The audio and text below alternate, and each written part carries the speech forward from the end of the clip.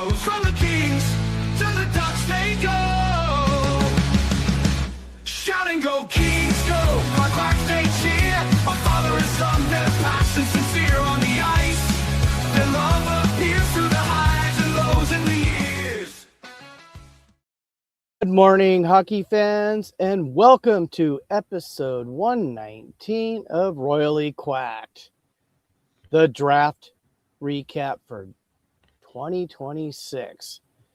We got a lot of information for you today, guys, and we got some complaints, serious complaints that are going to probably be happening Stay today. tuned to the very end for this one. That's all I'm going to say, because you're going to hear me rant.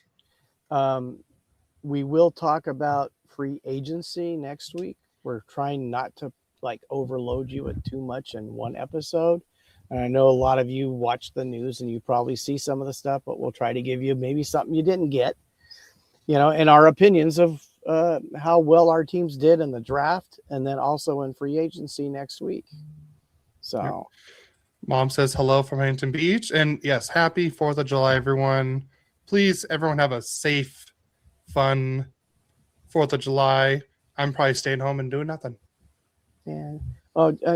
Just on a tidbit, she's in Huntington Beach because her mom fell and hurt herself yesterday. So if any of you guys pray, please pray for Linda Welch. She's the matriarch of the family, and she, without her, and I'd be the only one here. Yeah. So, anyways, and. Yeah. Also, not to mention, thank you, Adam, it is the 4th of July. Happy 250th. Yes. What's weird is I graduated on the 200th anniversary. Yeah. Oh, yeah. You're old. I'm old. So I can remember when they had 200 years on the dam over there in Corona. I remember. I was just about to say that because I remember when we first moved out. I remember seeing that. And now is it going to say 250? I don't know, but I'm going to look for it next time I come home from work. Yeah. So Adam says, I'll keep quiet because none of my comments are safe for this podcast. Luckily, Adam, if you're available, if you want to join my rant at the end, I will let you, because maybe taking time away from me from the mic might save me from wanting to say something I don't want to say, or I'm not supposed to say. Yeah. Let's just say me and I had quite a conversation yesterday on Instagram. Yeah. I got to tell you, craziness happens. We'll allude to that at the end, but I mean, a lot of things didn't make sense yesterday. So I am flabbergasted that those things happen. So I guess you're going to have to listen to the whole podcast to get you may know what he's going to talk about, but he's not a happy guy. Adam, you're welcome to come on. I mean, geez, you always hammer me to one side, to the left side, to the right side. I'm lucky I'm still standing sometimes. So, but you're always welcome to come on the podcast, Adam. You know that. So how do we want to get started, Cody? I think you have more draft picks, so you should go first. Okay, so here's my idea. I think this is how we should do let's go first round, then we'll go second round. Okay. So we'll you'll do your first round picks? Yeah, and then we'll go back and forth. Okay.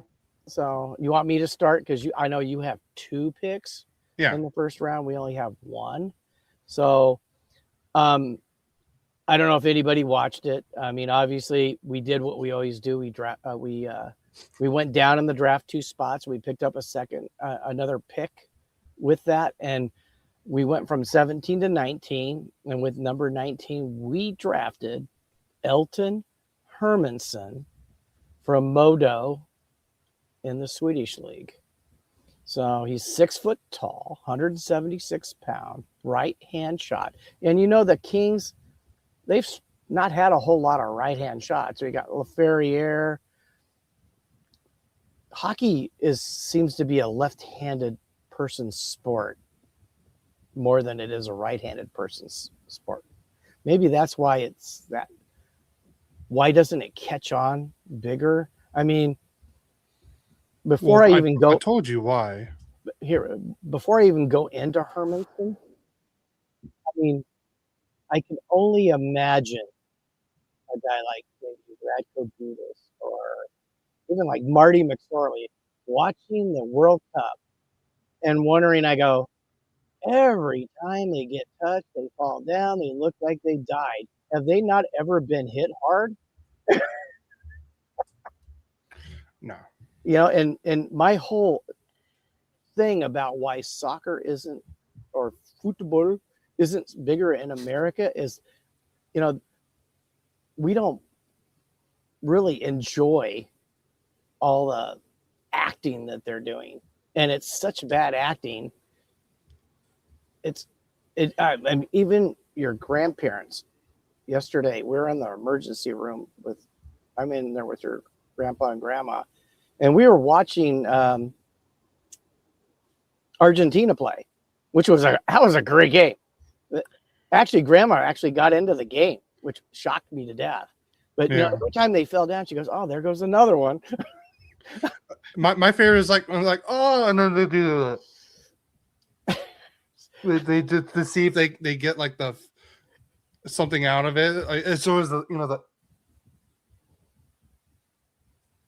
Yeah. Well, anyways. Yeah, because you get hit on the knee, but yet somehow you're touching your head. Your head hurts, or you get hit in the shoulder, and it's like, oh, my ankle.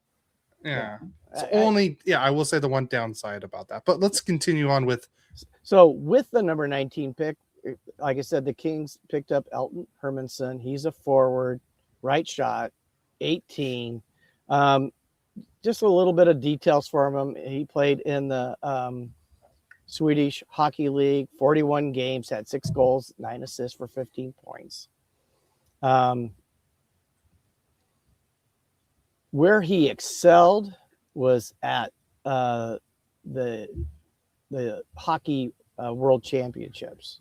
He was, I do believe, tied for the tournament scoring with 12 points. So he is a pretty good forward. But let me just say what the scout said first. Our player comps.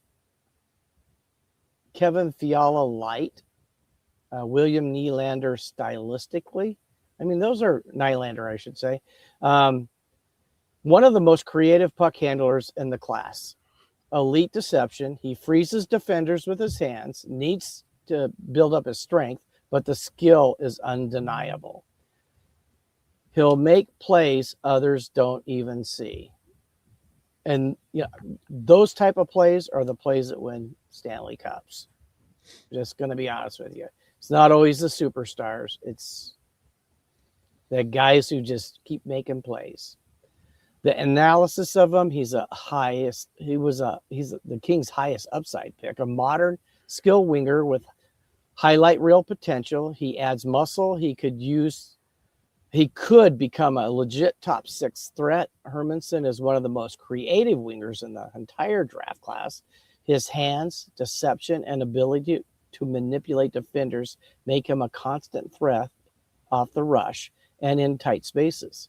He's already shown he can hang in the SHL against pros, and his J20 production proves he can drive offense. The Kings view him as a future top 6 winger who can run entries, create off the wall, and add skill to the lineup that needs more dynamic playmaking. Not that's just a fact. He adds strength. He could use a legitimate scoring threat at the NHL level. And first round, number 19 overall, Elton Hermanson. My turn? Your turn. All right. So the Ducks originally did not have any first round picks since they made that trade for John Carlson. But then right at pick number 15, the Ducks traded away Mason McTavish and got picks number 15 and 29. And the only reason the Ducks even made the trade is because this player was still available, and that player who was taken number 15 overall in the first round, Nikita Klepov. He's 6 foot, 180 pounds, 18 years old, shoots left. He was in the OHL with the Saginaw Spirit, 67 games, 37 goals, 60 assists for 97 points. In the playoffs, 15 games, 7 goals, 10 assists for 17 points. His player comps is Kyle Connor and Nikolai Ehlers.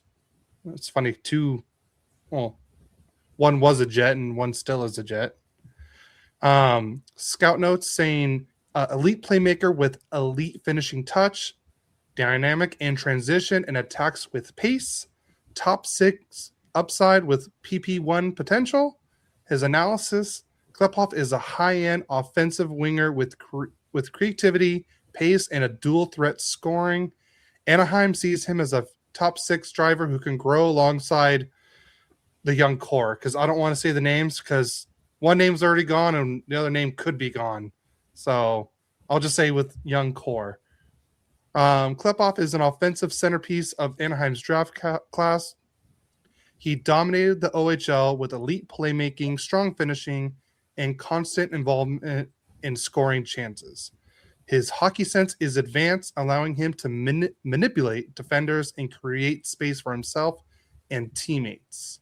He plays with pace, attacks off the rush, and has the skill to run a power play. The Ducks see him as a future top 6 winger who can grow alongside the young core, the type of player who can tilt the ice and elevate the entire forward group. And he is now committed to Michigan State University, where he will play with last year's second-round draft pick, Eric Nielsen. So before you go to the next pick, Cody, he was the guy the Kings would have taken at 17 if he would have been there. It seems like the Ducks do that quite a bit. Well, no, but he was the guy. I mean, even if you looked at a lot of the mock drafts, he was a pickup. I mean, what do the Kings need? They need scoring. They need creativity. And when he was gone, that's when they decided to probably trade down and get more picks, because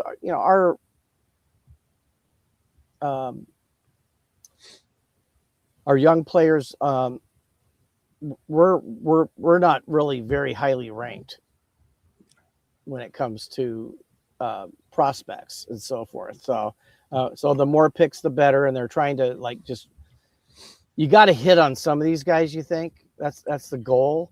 I mean, because if you ever listen to Mark Yannetti, he's always on Kings of the Podcast right before the draft. And he goes, you don't hit on all of them, because one question that was asked of him, I think I maybe mentioned it last week, was, hey, wouldn't you like to have 5 first-round picks? And You've said this like each of the last 3 or 4 well, weeks. yeah, but here's the thing is you can't hit on all of them. So he wouldn't want 5 in one draft. You might hit on one or two, but if you spread it out, you might get more lucky than 5 in one draft. So, well, that was like what the Bruins years ago. They had like 3 picks in a row in the first round, and they only hit on one of them. And that's the thing about this, is that their potential, everything they see, that player has to be able to go out and keep improving. Have the will, the drive, and so forth. And some of them just do it and others don't. So yeah. So all right, we're gonna move on to the second first-round pick for the Anaheim Ducks. So they had the 29th overall pick, but they traded up one spot with the Vegas Golden Knights, and they for some reason they wanted to move up because they probably thought Vegas was going to take him, but they took Marcus Nordmark out of Sweden. He's 6'1", 185 pounds, 18 years old, shoots left. He was I don't think that's right. No, that's not right. I got elite prospects up anyways. He was with the under 20 team. He played 25 games. 19 was it 19? No, this is all wrong. Gosh. Sorry. I was lazy and just had it all kind of jumbled together. But he was with Jer Gardens last year. We played with the U18 and U20. And then he also played with the adult club. With the U20, he had 25 games, 14 goals, 24 assists for 38 points.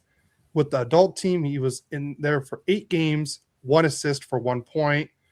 So hopefully now that he's gotten some time with adult, being with the big boys, he's gonna play another season up there with the Jer Gardens. So hopefully, he gets better and more experience. But his player comps is Adrian Kempe and a Victor Arvidsson. Oh, that's not bad company to have. No. They're saying he has high-end speed with a heavy shot, dangerous off the rush, attacks downhill, and consistency is the swing factor. Nordmark brings pace, scoring, and modern winger traits. Ducks traded up because they believed he wouldn't fall. A clear bet on a top 6 upside. He brings speed, attacking mentality, and a heavy shot. He's dangerous off the rush and thrives when he's pushing pace. His J20 production shows real scoring upside, and his brief pro experience in Jer Gardens proves he can handle stronger competition. Consistency is the swing factor. When he's engaged, he looks like a top 6 winger. Anaheim traded up because they didn't want to risk losing him, signaling how strongly they believe in his upside. So there's, I guess, a lot of, inconsistency in his play. So the Ducks are just hoping he could work on that and be better. And really, if he's on that, upside, then he's dangerous. But if he's on that downside, we'll probably never see him in San Diego or Anaheim. Yeah. That's it. That's it for Nordmark. Yeah, he's going to be playing with the Jer Gardens in the SHL next year. So let's go to the second round for the Kings. And we had 2 picks, and they were just like 3 picks difference between the 2 players. One of them was a pickup from one of the trades, which I'm not going to go over all the trades. I'm not going to either. That's just going to confuse you. But with the 46th pick, overall, second round, the Kings took Liam Lefevre. He's 6'3", 205 pounds at 18, left-handed shot, scored 59 points in 59 games in the QMJHL. In the playoffs, he had 12 points in 20 games. His player comps are Jordan Stahl, Adam Lowry. Plays a heavy playoff-style game. Not flashy, but extremely effective. Coaches will trust him early. He does the little things right. A safe NHL projection. Overall analysis, he's a cultural pick. He brings size, forechecking, playoff competitiveness, project as a bottom 6 matchup center. He brings, he's not flashy, for sure. He's effective. He wins battles. He forechecks hard. That's all LA Kings right there. And playing a reliable 200-foot game, which that's hard to get in any player. His production was good in the JHL. He does contribute offensively, obviously points a game. And he kills plays and brings physical presence down the middle. He projects as probably a bottom 6 center who can take tough minutes and elevate his game in the postseason. Then our second pick in the second round. Now I'm not sure exactly how to say it, but Adam Golger. He played 43 games. He had 3 goals, 8 assists, 11 points. In the U18s, he played 7 games and 2 goals and 5 assists, so he's a point a game. He was awarded the best defenseman at the U18 Worlds. He's a good skater. His passing efficiency was at 96%. Player comps, Samuel Girard, and Matt Grzelcyk with a little bit more straight line speed than Grzelcyk. So he was one of the best skating defensemen in the draft. Elite transition ability. He breaks pressure effortlessly. High IQ, high pace, modern defenseman. Could be a steal if he develops physically. Golger is arguably LA's best value pick. His skating and puck moving ability scream second pair upside. So, maybe someone who can help move up the puck in a few years with Brant Clark. So I think that so far I'm happy with how those picks have gone. So Cody, on to your second round. All right. Our second round is in the round 2. This is the pick we got in the Olin Zellweger trade. We took right-hand shot defenseman. Yes, that's right, Ducks fans. We actually drafted a right-hand shot defenseman. Yay! Jaden Kurtz. He is 6'3", 194 pounds, shoots right. He is USA, 18 years old. He's a mobile defenseman / puck moving defenseman. Player comps, and this is from what I believe what Martin Madden said. He is a Jackson Lacombe and Ian Moore, like a mixture between Lacombe and Ian Moore. So I like that already. He's already someone that's high on my list, already, just from hearing what Madden said. Hopefully Madden's our new GM, but more on that later. But scouts say he's mobile, confident puck-moving defenseman, strong breakout instincts, raw, but the offensive toolkit is real. Kurtz is a developmental offensive defenseman with skating and transition value. Ducks see long-term power play 2 potential if he develops physically. Kurtz is a developmental offensive defenseman with strong skating, breakout instincts, and his confidence with the puck moves well and has the foundation to become a modern puck-moving blue liner. His high school production was excellent, and his USHL stint gave him a taste of higher level pace. He's a long-term project, but Anaheim sees real potential, especially if he grows into a power play quarterback role. I believe he's going to be playing. Doesn't have 26, 27, but it looks like, I don't know if he's staying in the USHL with Chicago Steel again, but he is committed to the University of Wisconsin. When Wisconsin was just in the final this last year. So that's a very good hockey program. So hopefully he develops it really well there. And then next up, round 2, we took 5 picks later, and that is Mathis Preston. And this is someone that a lot of people were shocked that was even still available at 50. Some people even had him in the first round, but potentially. 17 years old, shoots right, 5'11", 176 pounds. So he's not a big kid, but I heard his value is really high. He's a dangler, sniper, and a speedster. He was with the what does it say here? Oh, doesn't want to tell me. But let's see. He's going to be playing with he played with the Vancouver Giants last year. He started with the Spokane Chiefs in the WHL. 36 games, 14 goals, 18 assists for 32 points, and then was moved over to the Vancouver Giants. 10 games there, 4 goals, 8 assists for 12 points. So he will be playing with the Vancouver Giants another year. Player comps, an Andrew Kopp or a Jean Gabriel Pajot.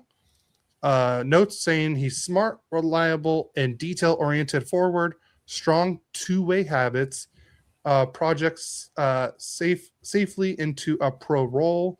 Preston is a system-friendly middle 6, bottom 6 forward with versatility, a safe, intelligent pick who fits Anaheim's identity. He reads the play well, supports the puck, and plays a mature game. He may not have the elite offensive upside, but he projects safely into a middle six, bottom six role with his versatility in hockey sense. He's the type of player that coaches trust in tight games. And that is it for Mathis Preston. And I think out of those two, I like Preston just because he was projected to be a first rounder and he went all the way to 50. Okay. So we're going to go to the third round? Yep. All right. So with the 80th pick, the Kings picked Blake Zelensky. He's 5'11", 180 pounds, age 18, right shot forward. In the USHL, he had played 53 games, had 55 points. Not only that, he won the Gaudreau Award for skill and competitiveness in the USHL out of all the players in the USHL. So that says something. Who wouldn't want somebody like Johnny Gaudreau? Yeah. I mean, may not play out, but hey, he got the award.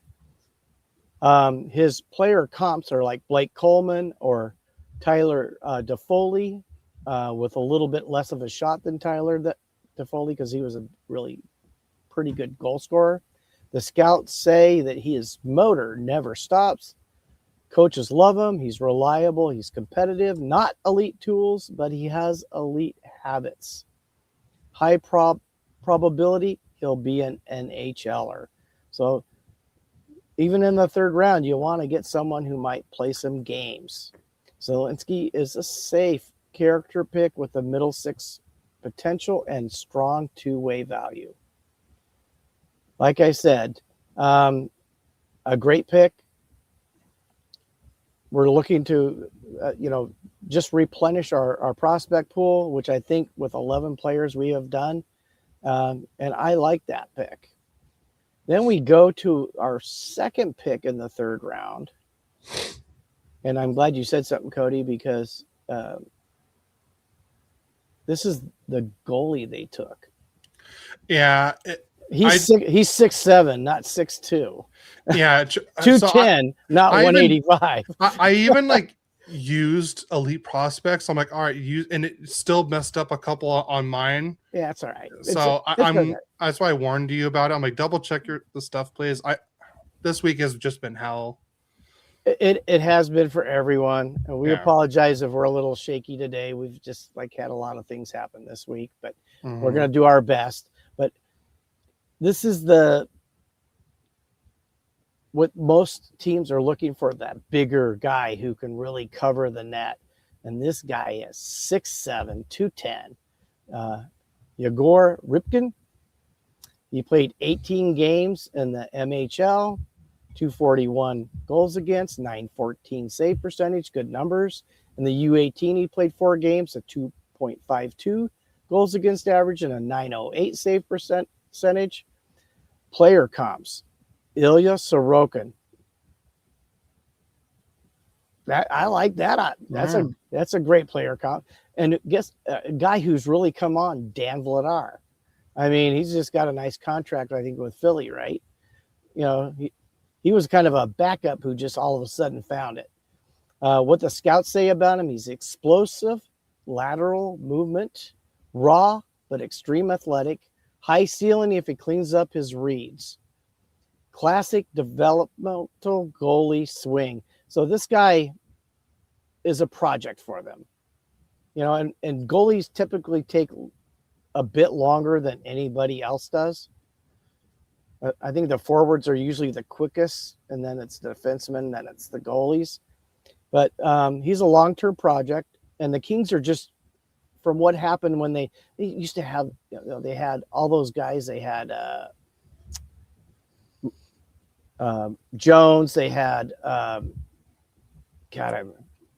Briere or Jonathan Bernier, and they had Quickie, and then they let everybody go and only had Quickie, and then they had nobody. So they're trying to keep that pool for that position with prospects throughout the age group, so they can always continually have someone that they can bring up in eventuality. So it's something that they were weak at for a while, and they're trying to fix that. I do believe we're probably still going to see a goalie move by the Kings, I think, sometime in the summer, because we have too many right now between the AHL and the NHL, one too many. So do expect a move possibly sometime this summer before the season starts. On to your third round, Cody. Yeah, real quick. David Roscoe says, are the Anaheim Ducks going to make a move on July 4th? There's one move I want them to make. Fire Pat Verbeek. And that's all. All right. Next up, we're going to talk about Ryan Chudinsky.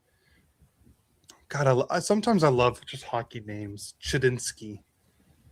Yeah, they do challenge the lips, don't they? Yeah.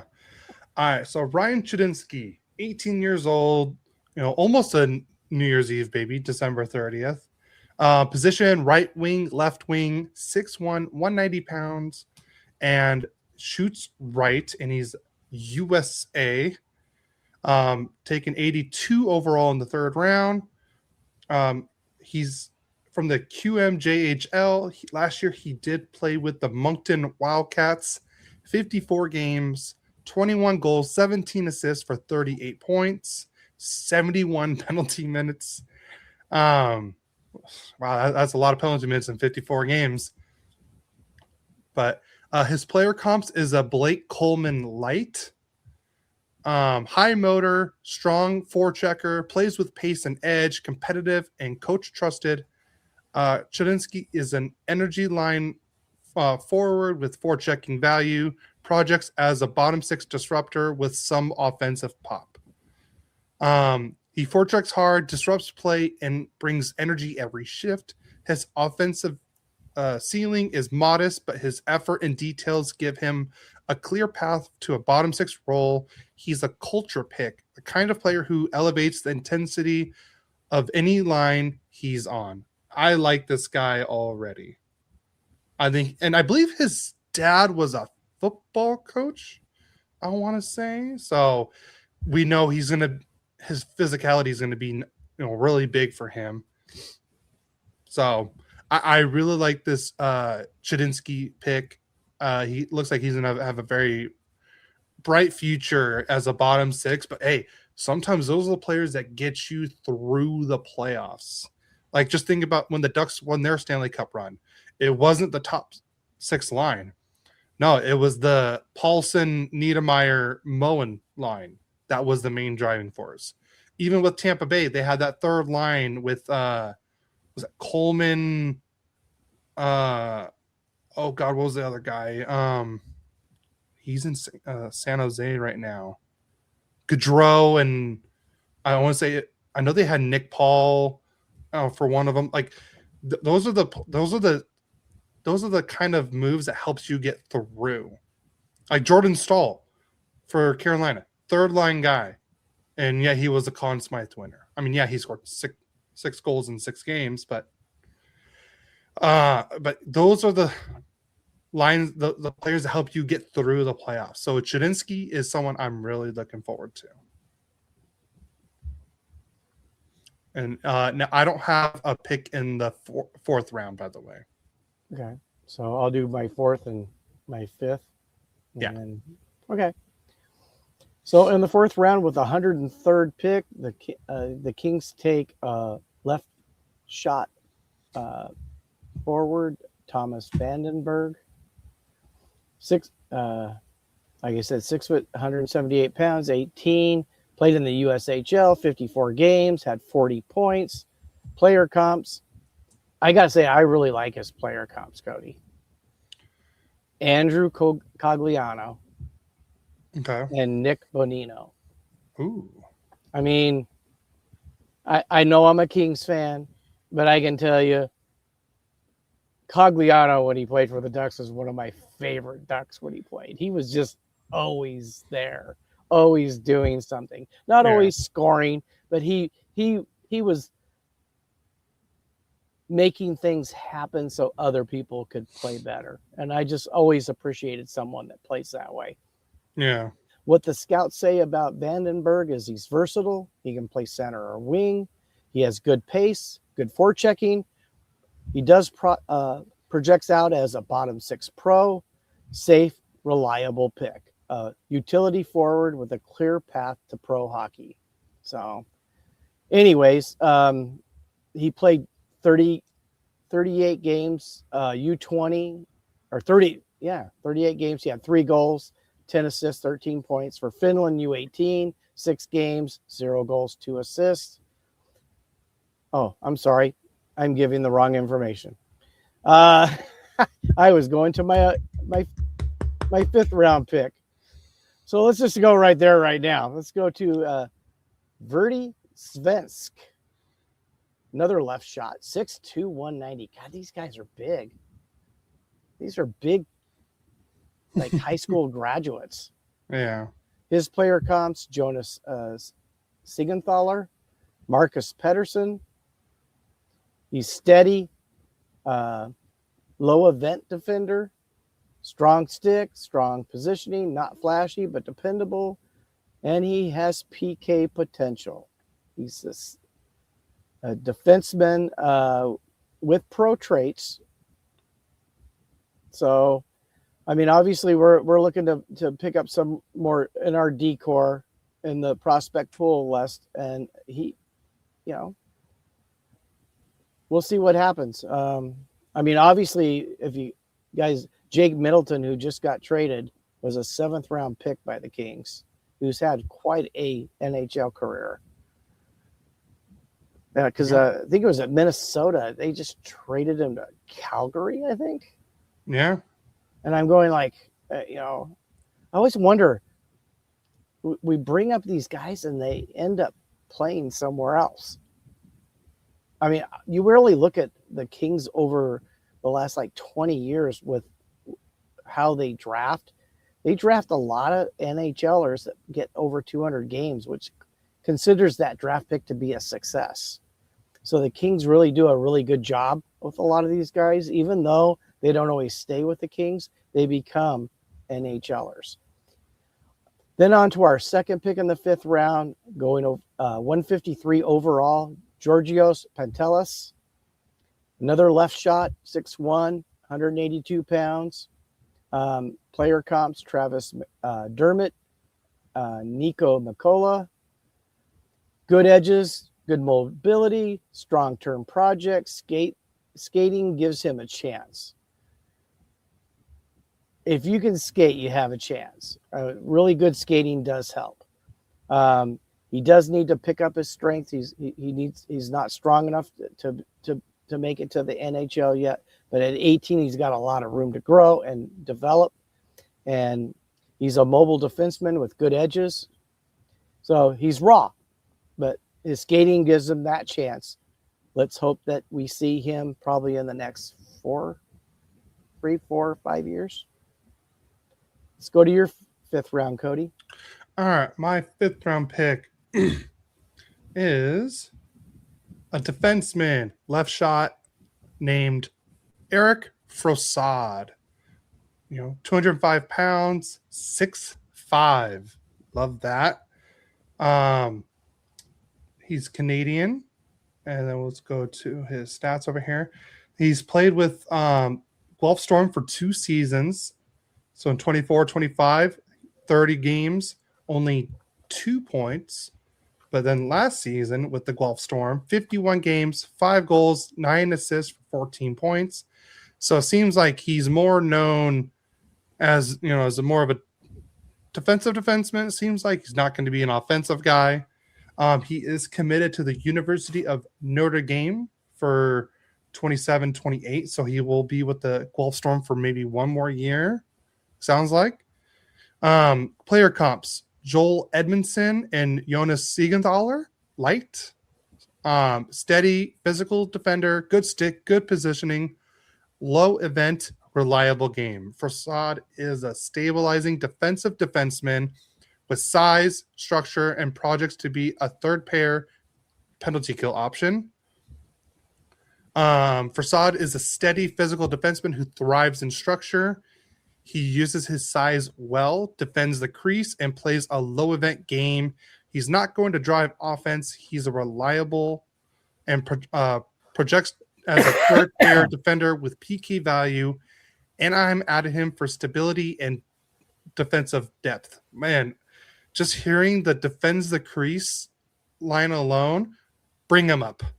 Because the Ducks were one of the worst teams at defending the crease last year. So I'm very happy with Eric Facade. You know, the Ducks needed more defensive defensemen, if you know what I mean.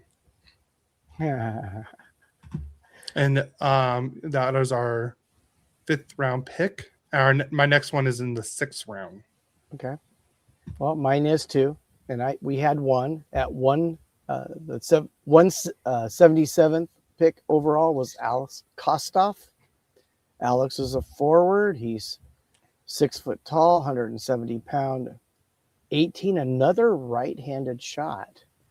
Played in Junior Europe, 40 games, had 38 points. His player comps are Kasperi Kapanen and Pontus Holmberg. What the scouts say, good shot, good instincts, needs to get stronger though. Boom or bust skill swing. So he's worth the gamble. That's what they say. So he's a late round skill bet with scoring instincts, guys. He can create offensively, but he does need to build his strength and pace to translate his game to the higher levels. But the upside is there. If he hits, he could become a middle 6 scoring winger. So that's our 6th round pick. All right, so the Ducks have 2 6th round picks. The first one is goalie, and I'm not going to steal the line, but in the Puck podcast, it was Doug. He's like, "Hey, let's play that game again. Is this a Star Wars name or a hockey player name?" And the Gleb Peshkov. Gleb. I get you. I love the name. People might guess Star Wars. Yeah, it does sound like a Star Wars name. You know, like I said, love my Star Wars. He's a Russian goalie, so I already like that because they usually do very well in the goalie department. 6'3", 198 pounds. He catches right, so that is different. A lot of goalies catch left. So he's a right-hand catching goalie.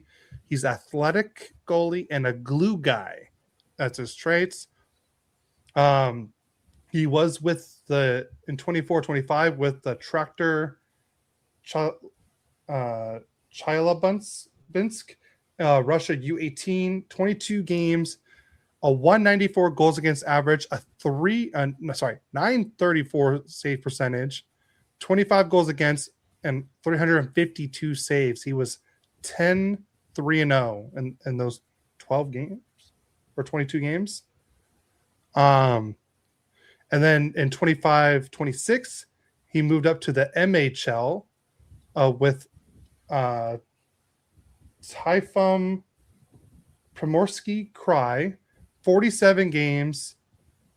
Let's see, 204 goals against average, a 930 save percentage, 92 goals allowed, but 1,213 saves. So they're saying he's a Capo Kokkonen or a Simon Varlamov light. They're saying he's calm, structured, positional game, good size, and strong natural reflexes. Long-term project with real athletic upside. Peshkov is a late-round goalie swing built on size, athleticism. I can't say it. Blah, blah, blah. I'm just gonna athleticism. I can't even say it. I'm gonna skip it. Athleticism. Thank you. I can't speak English. And he has raw potential. His movement is clean. He reads are improving, and he shows the ability to make the second chance saves when the play breaks down. He's refining his technique and consistency, but the foundation is strong. Anaheim drafted him as a long-term development project who could grow into a reliable backup or more if his progression stays steady. So that is our first 6th round pick. And we're going to move on to our last one. And this is the pick that we got for trading John Carlson's signing rights to the Carolina Hurricanes, who didn't end up signing with the Carolina Hurricanes. But now we have Noah Kosick. He is a center / left wing, 6 foot. Can you hear me? Yeah. Sorry, my mic went out for a little bit. It does that from time to time for some reason. So position center, left wing, 6 foot, 161 pounds. So he's not a big, sounds like not a very big kid. Shoots left, Canadian, American, picked 6th round, 192 overall.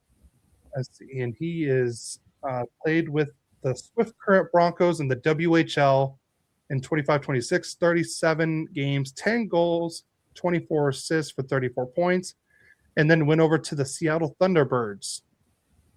32 games, 6 goals, 14 assists for 20 points, and he is now committed to the University of Michigan. So good, very good program there, and they're going to have one hell of a team next year.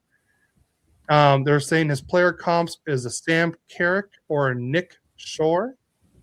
Scouts say responsible, two-way forward, good compete level, versatile, bottom 6 projection. Kosick is a depth forward archetype with PK potential and strong habits. He's responsible, versatile, who plays a mature game. He competes hard, supports defensively, and can slide into multiple roles. He projects as a bottom 6 utility piece who can kill penalties and bring stability to the lineup. And that is it for Mr. Kosick in this one. Okay, so on to the 7th round and last round of the NHL hockey draft. With a 209th pick, the Kings select Tobias Creston, forward, left shot, 6'3" again, 195 pounds. He played in Junior Europe, 44 games, 12 goals, 15 assists, 27 points. His player comps are Michael Rasmussen and Nicolas Deslauriers, but speedier than Nicolas Deslauriers. He's a big frame, straight line speed. He has a forechecking presence. He's a banger. Need a few of those guys. The poor soccer guys would be holding their heads, their feet, their necks, whatever else. But because he's a banger. His analysis, he has size and speed, and he's got bottom 6 potential. He's got an effective game against built on his overall speed and physicality. He likes to pressure, so he's one that helps get the puck back for you when you're on the defensive end. He projects as a depth winger who can bring energy and size to the bottom 6 role. Then our last pick in the draft, going 223 overall, is defenseman Lucas Ambrosio, 6 foot, 180 pounds, another right-hand shot. Wow. I mean, one thing I've noticed, very European draft for the Kings this year. He played in the USHL, 52 games played, only 4 goals, 13 assists for 17 points. His player comps, Sean Walker, ex-King, and Connor Timmins, only lighter. But the scouts say he's got good mobility. He moves the puck well. He's a depth player, could grow into a third pair role. So that's the draft for the Kings for this season. All right. And the Ducks only have one 7th round pick. In 210th overall, they took Jimmy Reber, a 6'1", 165 right-hand shot defenseman. Wow, another right-hand shot defenseman. There's been a lot, right? Yeah. 18 years old, U.S. born. Let's see, where did he play? Last year he played with the Waterloo Battlehawks, 60 games, 2 goals, 9 assists for 11 points. He's projected to play another season with the Waterloo Battlehawks and then goes to the Miami University of Ohio in the NCAA in 27-28. Player comps, Radko Gudas Light. Scout notes, physical, punishing defender, clears the crease well, simple and effective game. Reber is a traits pick. Size, edge, and physicality. If he develops his puck moving, he become a depth NHL defender. Right-hand shot defender who plays a simple, punishing game. He clears the crease, finishes checks, and brings edge to the blue line. He's a traits pick. If he improves puck moving, all right, I was just repeating exactly what I already said. But a Radko Gudas Light is someone I will happily take. Hopefully he's, just become something similar to Radko Gudas because, I know Radko's time in Anaheim wasn't the very best, but a lot of teams love him on his team. He's probably someone that you'd rather have on your team than not. I think Austin Matthews would agree with that. Yeah, he punishes. Yeah. So that is it for the draft for the Ducks and Kings. So how did you feel overall about the draft, Cody, before you get on to a more interesting part of the podcast? I love the picks. I just don't agree with everything we did. Of course, this whole offseason has been that way so far. Getting Klepov and Nordstrom for McTavish, I guess we'll see how that works out. But Klepov sounds like, definitely like a number one prospect going forward for the Ducks after probably Roger McQueen. And we'll definitely see probably more because I think even Verbeek came out and said that he plans on having Klepov probably play in the NHL, not next season, but the season after. Or of course, who knows? Maybe after his season with Michigan State, if they finish early, he might be with the Ducks at the end of the year. So I guess we'll have to wait and see about that. Nordstrom, I know, is going to be, if he works on his consistency, it's going to be a great pick. Kurtz, I'm excited about with him being a right-hand shot defenseman, and then also Mathis Preston, someone that kind of fell more than we expected, that everyone expected, but I think a good pick for the Ducks. And then Chudinsky, just that Blake Coleman light, someone that you need for a Stanley Cup push. How do you feel about your draft class? I think we did pretty good. I know when I listened to Eddie at the LA Kings, Locked On LA Kings,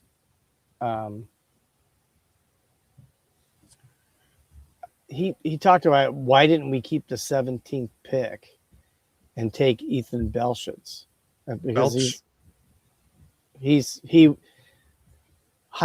thought he had higher upside.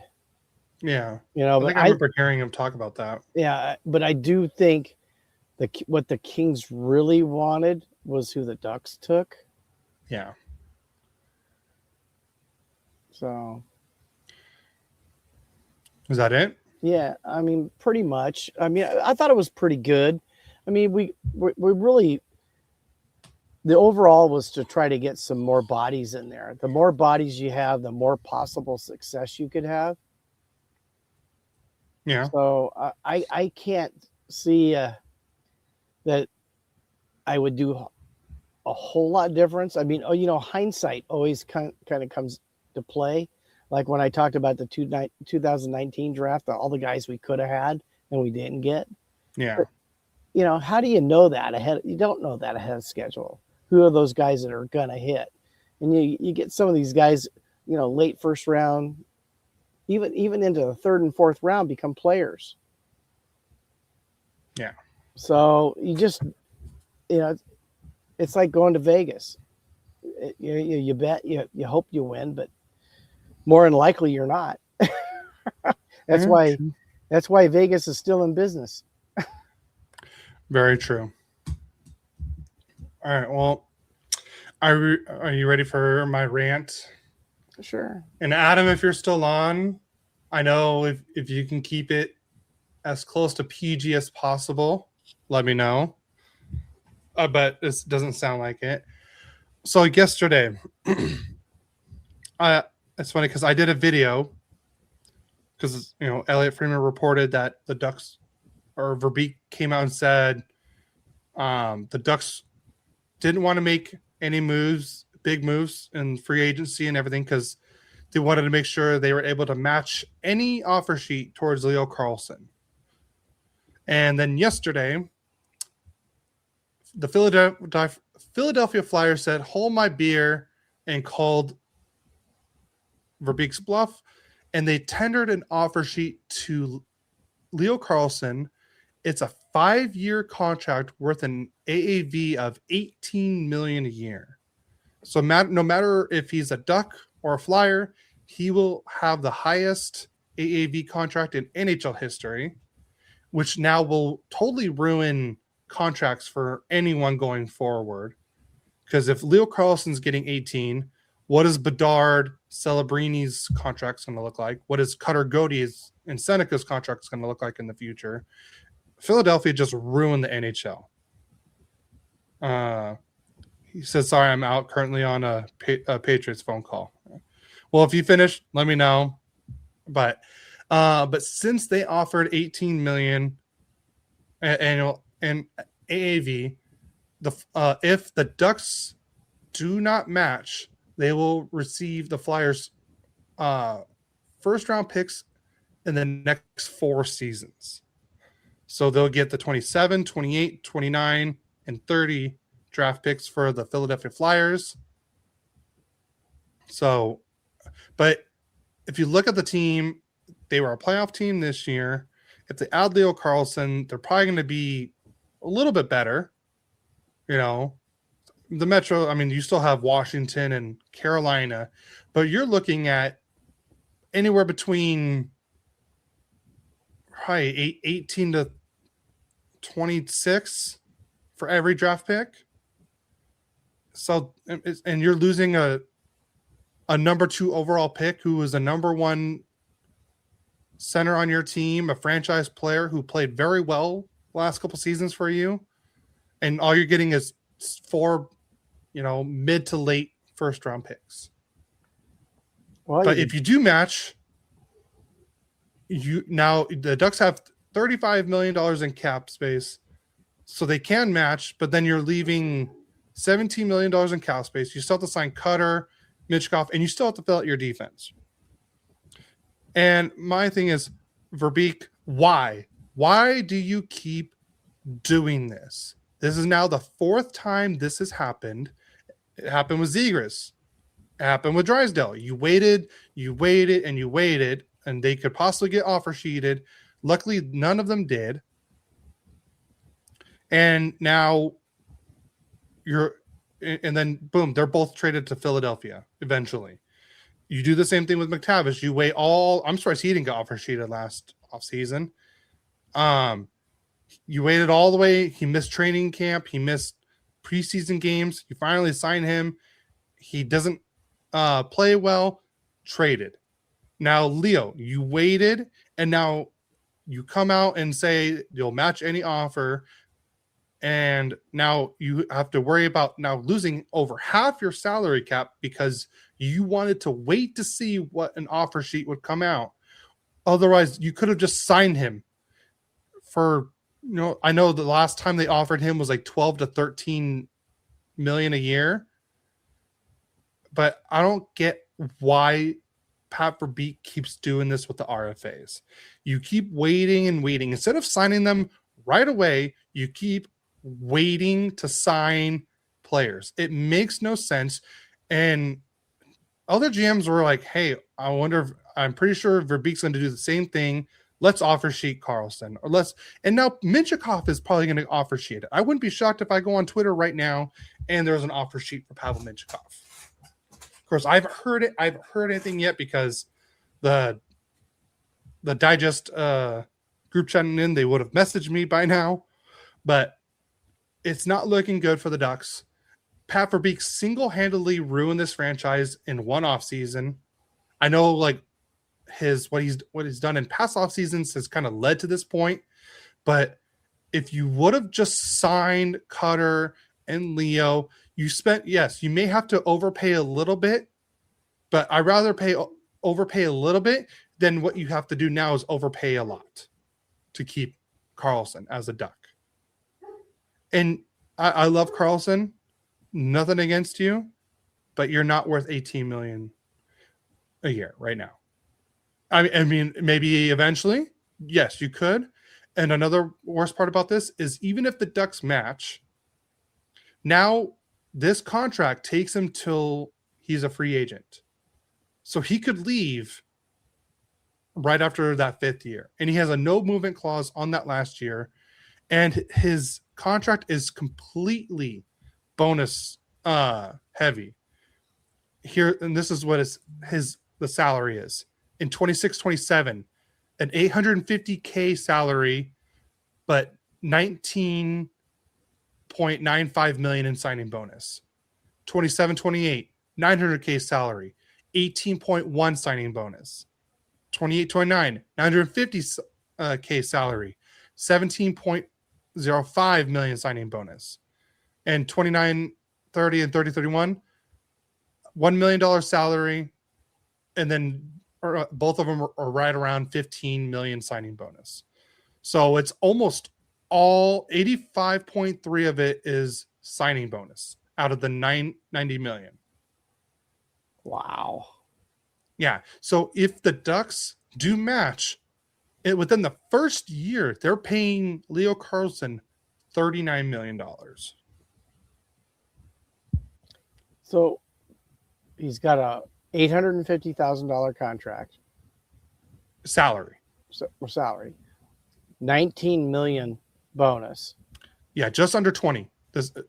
So if the Ducks match, they pretty much pay him $20 million right away. Right. How does that get to the higher amount? The AAV part, because it's the total amount of each of the contract. It's because the signing bonus is a guaranteed thing. So even if the Ducks bottom out, they still have to pay those signing bonuses. Really? Yeah. Oh, that's crazy. So say the Ducks are like, hey, say it all goes to crap and they want to buy him out. They still have to pay. They're only saving money. They won't even really be saving money because his like 950, 1 million. It's pretty much like buyout, like proof. So, wow, Verbeek ruined this team. And I guess there was other teams that offered. There was 4 other teams that offered Carlson offer sheet. One of the team offered was in the 15, and they were saying that there was a team that could have offered him. I think it was a 1-year max contract at like $20.6 million. But Verbeek keeps doing this. He keeps waiting. Like, I thought things were going to change. He got Jackson Lacombe done. And honestly, can you imagine if he didn't get Jackson Lacombe signed? I mean, now that $9 million a year for Lacombe is looking like a steal for him. If he didn't sign that contract before the season started, we're probably looking at Lacombe getting like probably what? 11.5 million a year? Yeah. Maybe 12? And now you're spending over $3 million. Can you imagine if the Ducks didn't trade Mason McTavish? We kept it $7 million. We'd only have $10 million in cap space left and still have to sign Cutter and Pavel and still fill out our defense because our defense is I'm sorry, it's utter shit right now. I love the players we have, but we are a worse team now than last year. and Verbeek has almost put us in rebuild 2.0. And now if they do match and they pay Leo the $18 million a year, Cutter's probably going to want, what, 14, 15 million? Pavel's probably going to want 7, 8 million. And then Beckett's going to be due for a contract soon. And now we can't fill out this lineup because of Verbeek not wanting to sign RFAs right away. Look what Montreal's doing with their team. They already got Demidov done. 8 years at $9.1 million. Lane Hudson signed. Slavkovsky signed. Nick Suzuki signed. All their young core players are signed to long-term deals at great rates because they got them done ahead of time. But Verbeek wants to play hardball every time. He wants to win every single deal possible. Well, Verbeek, you got now, instead of winning every single one, you're losing the biggest one, and you ruin this franchise off of this. Now, it's probably better to lose, some of the battles, but win the war. That's the main thing. Now, you may have won some of those battles, but you're losing the war now. I'm not happy, and I know Ducks fans were not happy. Chris, was it Gutex on Instagram saying he screwed this team, waited way too long. And then Vamos Patos said it's like cost of living as soon as you raise minimum wage. The cap then cost of living goes up around that area. So I don't know what Pat Verbeek's plan is now, because if you don't match, you lose your number one center, and now our number one center becomes Mikael Granlund. That's not a number one center. To be honest, I love Granlund. He's not a number two center. But I've been saving this comment for a while now. David Roscoe says Anaheim needs to get Dylan Larkin. He's not a number one center. On a playoff contending team, he is a number two. Obviously, we saw what he did in Detroit. I agree. But if Pat Verbeek would have just got everything done ahead of time, we would not be in this mess. He keeps ruining these deals, and and eventually it was going to catch up to him, and it did. Yeah, that's sad, but Philly's playing a big part in this too. So let's not just that's ridiculous. No, Philadelphia's all right. So here's the thing: Pat Verbeek ruined the Ducks. Philadelphia ruined the NHL. Because now, like I said before, what is Celebrini and Bedard's contract and Fantilli's contract going to look like now? Well, I can tell you Celebrini's is going to be astronomical. Yeah. Because he's the best of the bunch. Exactly. So now we're probably looking at him signing a max contract. So how does they have to be under 20% of the cap? Yeah, so it's like 20.6. Chris says if he matches and Leo stays, what happens to the environment in the locker room since he signed the offer sheet?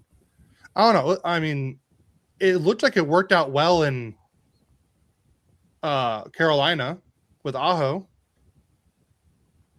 because Montreal sent an offer sheet for Sebastian Aho, and but that worked in Carolina's favor more than anything. But not at $20 million. Yeah, but not this is going to screw the Ducks. It's going to screw the NHL.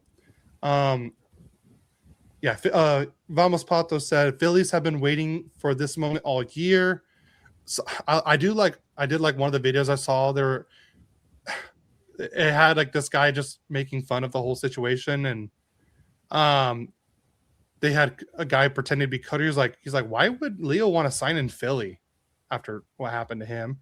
But now And we all know how much I hate Vegas.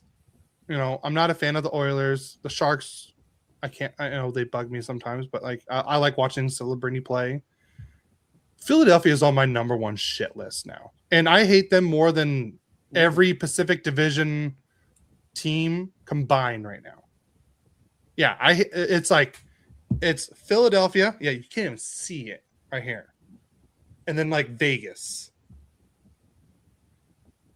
Or I should say it's Philadelphia, Verbeek, and then Vegas.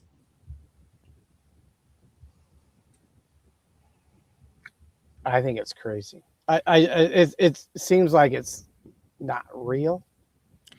Honestly, I thought that too. I was hoping I woke up today and I thought it was just a horrible nightmare going through it.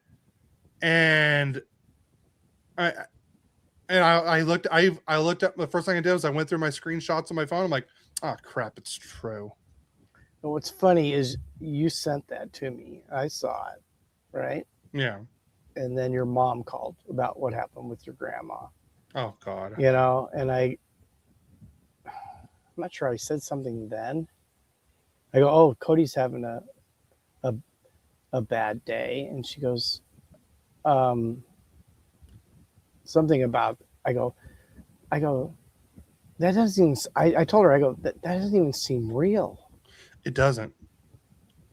18 million for a guy who has potential, but hasn't really, how many points do you have? 60 some points this year? I want to say it was like 67 points. Yeah. I mean, what did Celebrini have? 115, 118. 50 more points. Approximately. 50 more points. Yeah. They're going to pay him 36 million? Well, I mean, can't. But I get what you're saying. You know, that's like all of a sudden, you know, your minimum wage guys getting $40 an hour. And now, I mean, and it's a minimum wage job. Now the company's going under because they can't afford it. Don't get me started about talking about like McDonald's. And this is a hot take. McDonald's is the worst fast food restaurant. I don't know if it's just the one by our house. I hate McDonald's. Every time I go there, I'm waiting way longer than I have to. It's like every time I do the curbside order, I'm waiting out there for like a half hour. And yeah, I see people go through the drive-through that, you know, got there 10 minutes before I did, and they're leaving 10 minutes before I leave. 10 minutes after, you mean? No, before I leave. No, they got there 10 minutes after you got there. No, and then they leave. And I'm still there for another 10 minutes. So I'm still waiting. And then yet, when I get my food, I have multiple things missing. Every time. My wife loves McDonald's because she loves her fish fillet sandwich. And I was like, if you want it, you go get it. I'm done with McDonald's. I honestly, I don't even think the food is that good. I'd rather go to Jack in the Box. I'd rather go to Wendy's. I'd rather go to Del Taco.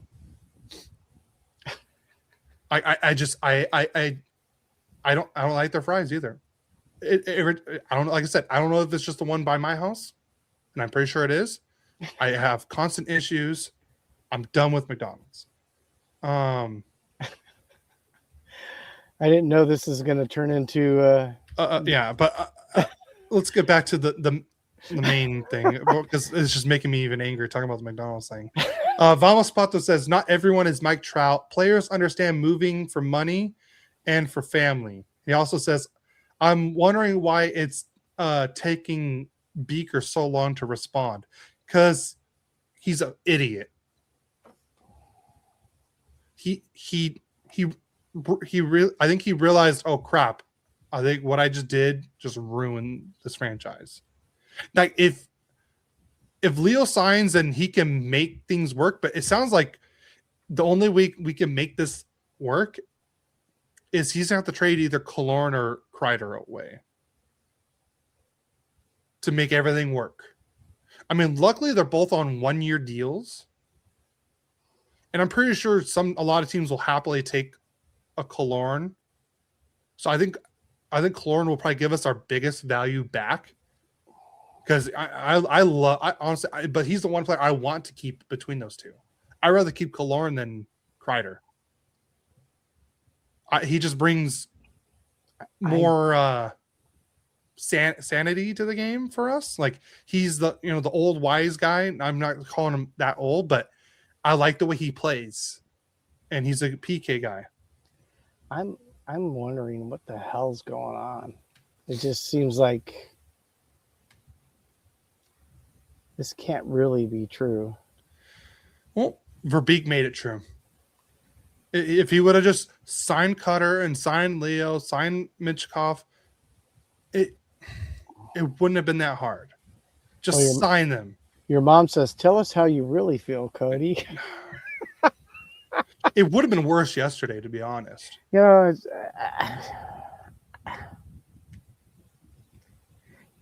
that I'm a Kings fan, you think that would make me happy. It just, I don't get it. I just don't get the whole thing. It just makes no sense to me. I mean, we're going to get to are we going to be the NBA? I hope not. I mean, Vamos Pato says, I'm going to be pissed if we lose Killer, the most consistent player in the playoffs, which I 100% agree. Like, he was definitely one of our... He doesn't make the flashy moves. He doesn't do... But I notice him in a good way. So because I put a note on Instagram, and I don't think I've ever had a note get so many likes and comments on it. All I put was, I hate the Flyers and Verbeek. A lot of people liked it, and I've had so many people comment on it. Let's see. What did this person say? No, that was nothing. Where was it? It was funny. Verbeek is a B, and that's what he said. Oh, crap. Why does it keep doing that? I'm not going to repeat who said it. No, that's not another one. Here we go. F Philly. Yep. That was one. Someone put literally same. I don't know what kind of rebuild the Ducks are going to do, but it's getting ridiculous. I'm convinced Verbeek is a psychopath. This is not normal said behavior for a hockey GM. Something's very wrong here with the entire situation. I'm not repeating who said it. I'm just going to repeat what they said. But I totally agree. It's, I don't know. If Verbeek would have just got this done, we wouldn't be in this situation. We wouldn't be in cap hell or worrying about now. If we match, I mean, we could still be a playoff team, but if we don't match, we're not a playoff team. We're looking at bottom of the division. Like, I wouldn't be surprised if we're right next to Vancouver and Calgary next year. Like, honestly, Sharks are going to be.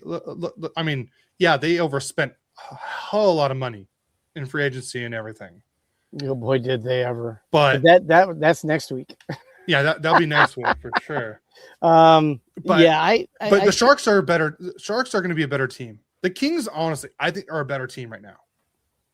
Oh yeah, I would agree with the moves they made in free agency. Since we're not going to talk about all that, I think. Wow, I just can't grab it. It's something hard for me to grab, Cody, to be honest with you. Being a hockey fan first, I don't think this is good for the game at all. No. We do have it in football has it. I mean, God, these quarterbacks are making $60 million a year. Basketball, they're making $60 million a year. I mean, at least baseball only has two guys they went crazy on, which was Soto and Ohtani. And it seems to not translate to everybody else. But is this going to translate to McDavid getting $25 million a year? I mean, because obviously I can't even see Leo ever getting as good as him. No, nothing against Leo, but no, nothing against. I mean, they don't call him McJesus for just any reason. It's because he's that good. Yeah, and he was that good at 17. Mm-hmm. I mean, Celebrini, another guy that's. I mean, you want to talk someone close to McDavid? It's Celebrini, and I didn't think he'd be that good. I thought Bedard would be the guy, but I mean, I think Celebrini is way better than Bedard. Now, do the Ducks go out and offer sheet Bedard if they don't re-sign Carlson? Well, a lot of people are thinking, oh, you could, I guess, offer sheet Larkin, but I just don't. No, you can't offer sheet Larkin. He's signed. Oh, that's right. He has 2 more years left, right? No, he has like 5 years left. Oh, really? That long? Yeah. Well, you could trade 4 picks for him. I've heard that. I've heard. Let's see. Chicago has $29 million. Now here's the kicker. Philadelphia has 29.5 in cap space. Say the Ducks don't match. They'll have $11.5 million in cap space. They still have to sign Zegras and Drysdale. And I already heard a lot of people like, well, I guess they were already trying to trade Ristolainen, so they could probably easily do that. And that's some I want to say like $5.5 million off their cap. So then they'll have $16 million to be able to sign, but turning on the printer already? Oh, I hit the button by accident. So Vamos says better not be a fall guy for the end of the year. I hope that Q isn't the fall guy for the end of the season. No, this is all on Verbeek. This is all on Verbeek. Every single thing. I made a comment to Adam, and I was just telling him, I was like, when the whole Beckett thing comes up for a resign, I was like, yeah, that's.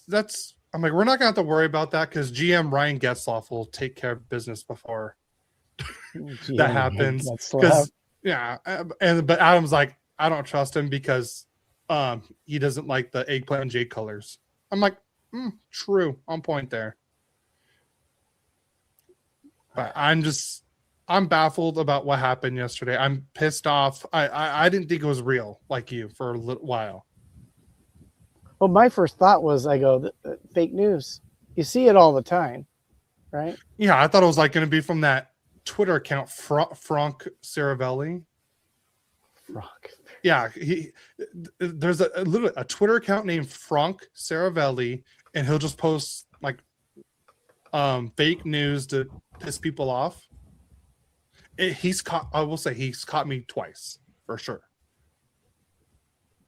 So I'm like, every time I'm like, wait, is that Frank? Is that an O or an A? I'm like, yeah. But when I saw Elliot Friedman, I'm like, crap.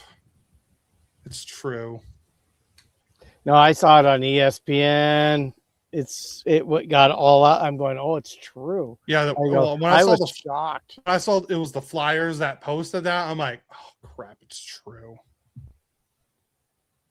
Yeah, and now Pavel Minchikov is looking at getting offer sheeted. So I wouldn't be surprised by the end of the day, Minty is offer sheeted. There's already been like 2 or 3 teams that have sent him offers already. I'm sorry, Cody. I don't know what to say. I guess I thought the Kings were going to have really down times, but I guess maybe the Ducks are going to follow right down the toilet with them. stay tuned next week. I think free agency, we did okay. I mean, we didn't spend a ton of. You just added to your retirement home, if anything. But I don't hate the guys you got, but you just got a lot of retirement guys. But you got to say, yeah, but they'll get them. They'll be competitive for a year. Yeah, literally a year. That's all they're looking at, year or two. Yeah, because after that, Ken Holland's like, it's the next guy's problem after this. Pretty much, Panarin, has this year and next year, this next coming season and the following, I should say. And we'll see what happens. Yeah. And the one thing for the Kings, it's a make or break year for Byfield. I think it's make or break.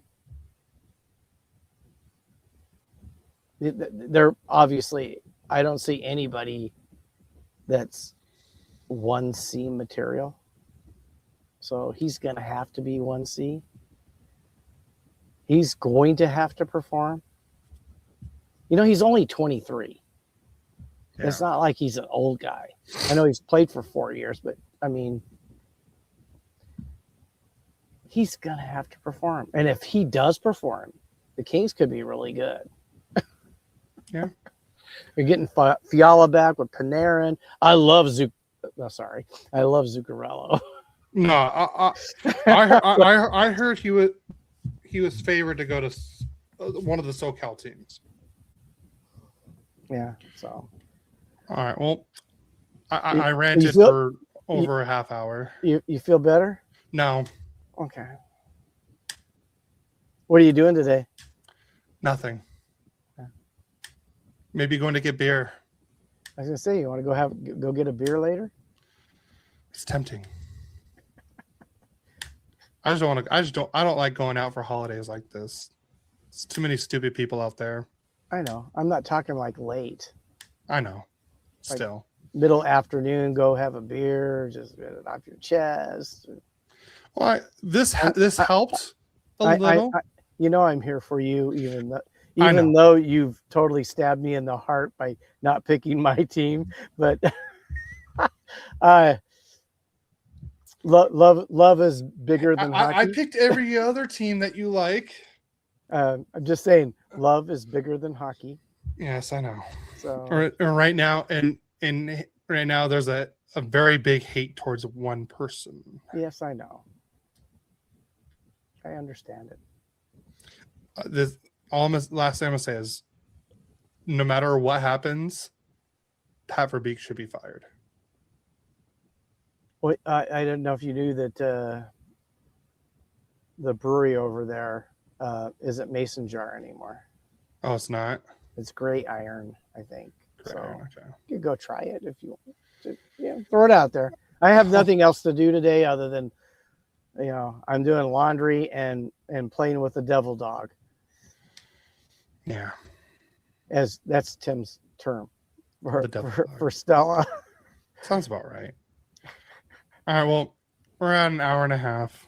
All right. We should get out of here. Sounds good. Unless someone else wants to join me on the rant, but maybe we do that next week because we'll find out what happens next week because the Ducks are on the clock. 6 days left now. Everyone love everyone per Adam. We love you, Adam. Even though all you do is pick on me, I still. Now does everyone count if it's Pat Verbeek?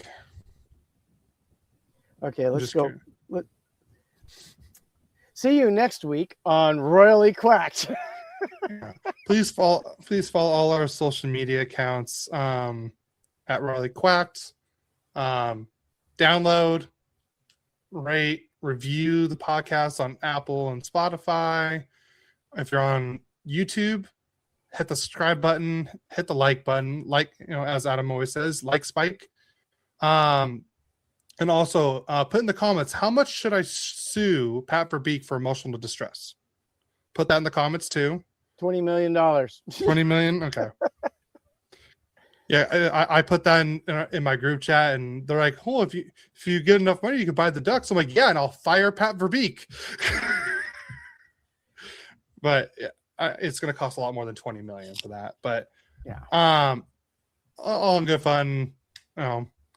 This was a fun episode. The draft picks I do like.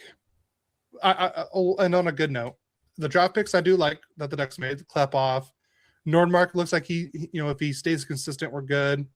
And Preston and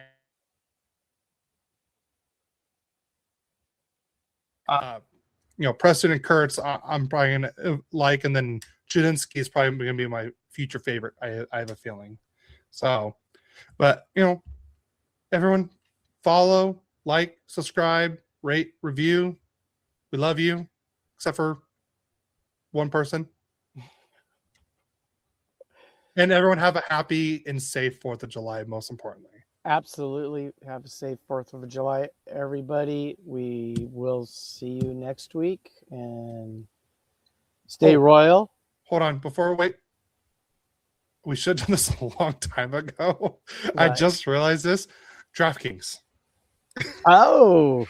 So yeah. I this is my fault.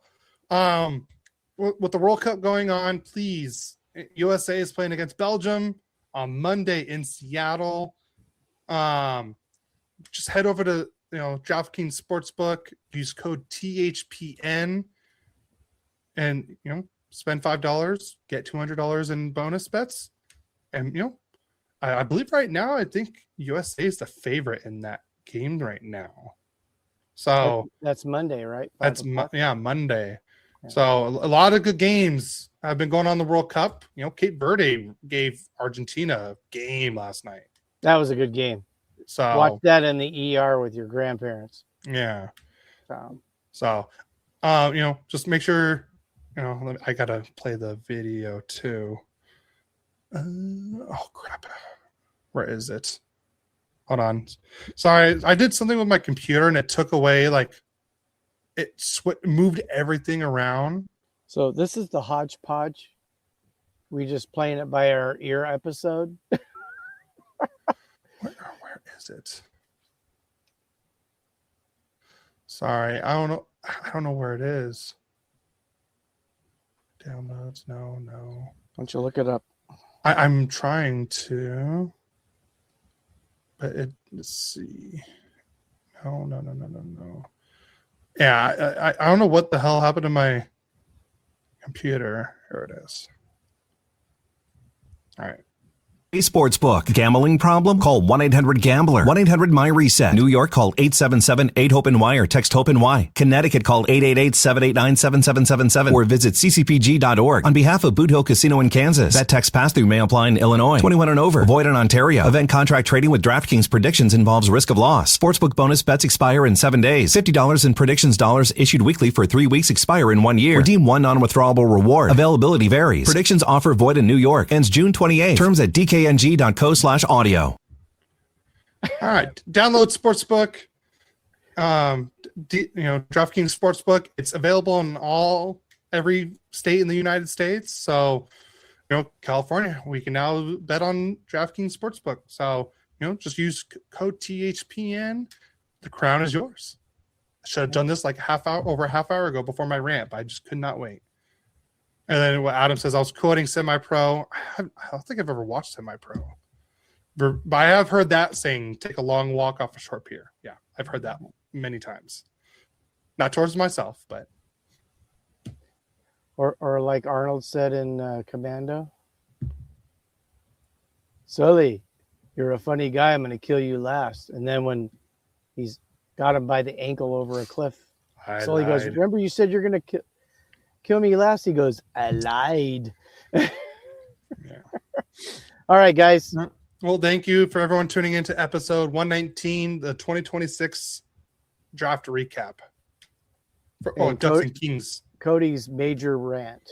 And my major rant. I have a feeling that's going to be the highest viewpoint on this.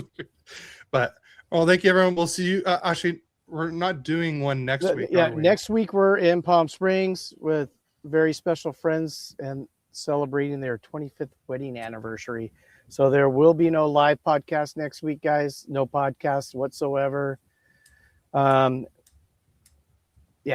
So I got like 15 days. I got half of the month off. So Good for you. yeah, well, I deserve it. I have no days off. I had yesterday off, kind of, Okay. but not really. All But right. all right, well, thank you, everyone. We'll see you guys in 2 weeks, and we'll talk about everything. Yes. Free agency and hopefully Verbeek firing. All right, Yeah. so we'll see you guys in a couple weeks. Love you. Stay royal. Stay quacked. Let's go Ducks. Are you going to say yours? Oh, yeah. Stay royal and let's defend the crown.